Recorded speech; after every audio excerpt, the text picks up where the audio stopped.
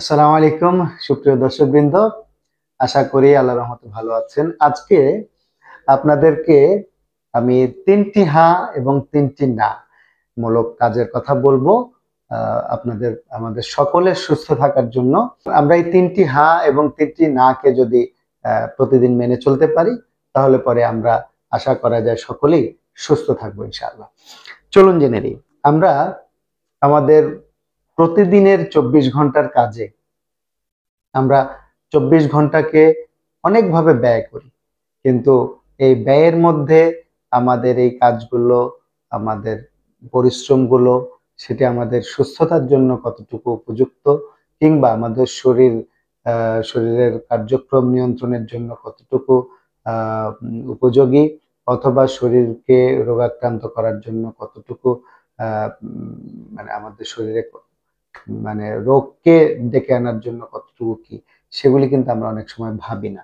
চলুন আমরা জেনে নিই তিনটি হ্যাঁ, যে তিনটি হাঁকে যদি আমরা প্রতিদিন মেনে চলতে পারি তাহলে আমাদের শরীর ইনশাল্লাহ সুস্থ থাকবে। প্রথম হচ্ছে, শারীরিক পরিশ্রম হয় এমন কাজ করতে হবে।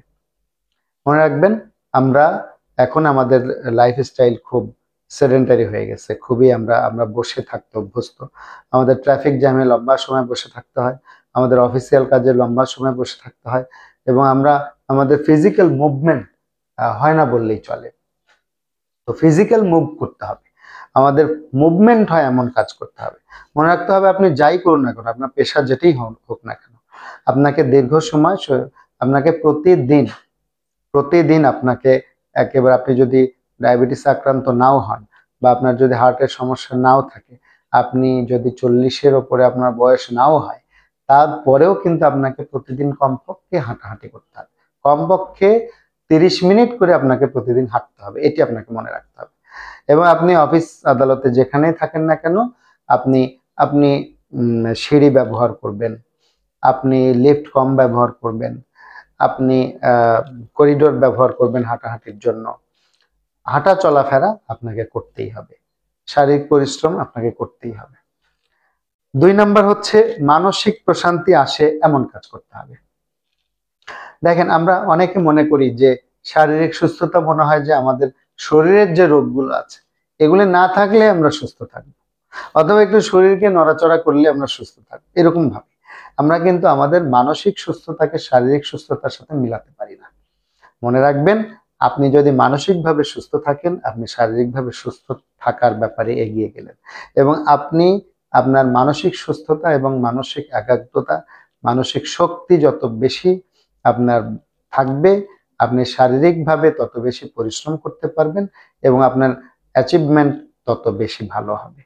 এবং সেক্ষেত্রে আমরা আপনাদেরকে বলি যে মানসিক প্রশান্তি আসে যে কাজগুলো, আমাদেরকে প্রতিদিন অল্প পরিমাণে হলেও ওই কাজগুলো করতে হবে, করতেই হবে, বাদ দেওয়া যাবে না। আপনি ধর্মীয় বিধান মেনে চলুন, আপনি যে ধর্মেরই হন না কেন, প্রতিদিন আপনার ধর্মীয় বিধানগুলো মেনে চলুন। দেখবেন আপনি মনের মধ্যে আপনার একটা সাইকোলজিক্যাল, স্পিরিচুয়াল একটা আপনি প্রশান্তি পাবেন, একটা পিচ, একটা শান্তি চলে আসবে আপনার মধ্যে। আপনি মানুষের উপকার হয় এমন কাজ আপনি করুন। আপনি চিন্তা করুন, প্রতিদিন আমি কমপক্ষে একটা মানুষের উপকার করব, সেটি যেভাবেই হোক না কেন, সহজ হোক একটু কঠিন হোক, আপনার অবস্থা বুঝে মানুষের উপকার হয়, আপনি প্রতিদিন মানুষের উপকার করবেন, দেখবেন যে আপনি মনের মধ্যে অত্যন্ত ভালো বোধ করবেন যে হ্যাঁ, আমি একজন ভালো মানুষ হতে যাচ্ছি। এটি আপনাকে মানসিক এবং শারীরিকভাবে সুস্থ থাকতে ব্যাপকভাবে অবদান রাখবে। আপনি ভালো কথা বলুন, হেসে কথা বলুন, হাসবেন, মানুষকে হাসানোর চেষ্টা করবেন। মানুষ আজকে আমাদের জীবন যাপনে হাজারো দুঃখ কষ্টের মধ্যে আমরা হাসিটাকে ভুলে গেছি, কিন্তু হাসি আমাদের শরীরকে এবং মনকে সুস্থ রাখার জন্য বড় অবদান রাখে। 3 নাম্বার আমরা বলবো, সময় মতো ও পরিমিত খাবার গ্রহণ করব। আমরা সময় মতো ও পরিমিত খাবার গ্রহণ করব।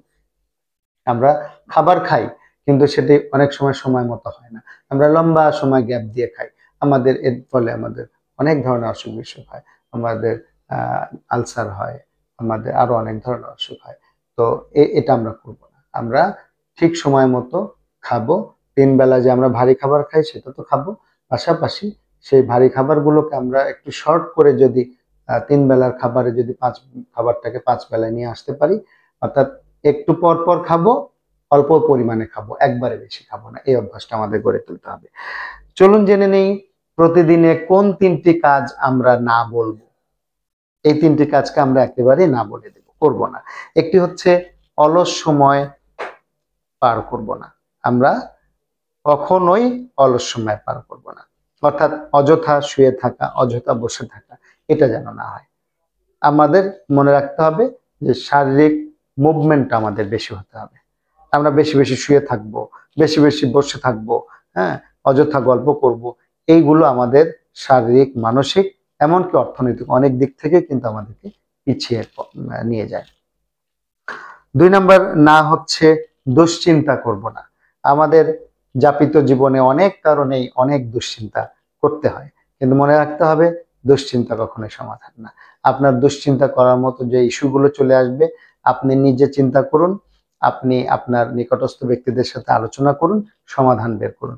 অযথা দুশ্চিন্তা করে রাত জাগবেন, অযথা দুশ্চিন্তা করে মন খারাপ করবেন, রাগারাগি করবেন, এর ফলে আপনার মন শরীর দুটোই খারাপ হবে। 3 নাম্বার না হচ্ছে অতিরিক্ত এবং ক্ষতিকর খাবার গ্রহণ করব না। আমাদের এই অভ্যাসটা অনেক বেশি, আমরা অনেকেই খাবার খাওয়ার ব্যাপারে মানে খাবারের ব্যাপারে খুব অতিরিক্ত খাবার খেতে চাই। যে খাবারটা পছন্দ হয়েছে সেটা অনেক খাই না।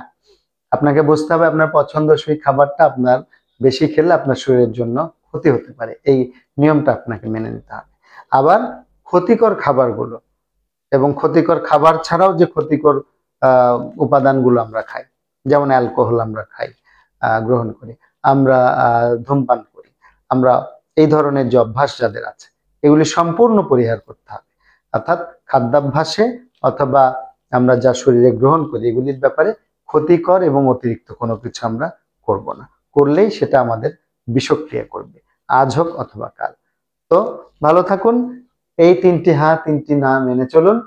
আল্লাহ তাআলা আপনাদের সবাইকে সুস্থ রাখুন। আসসালামু আলাইকুম।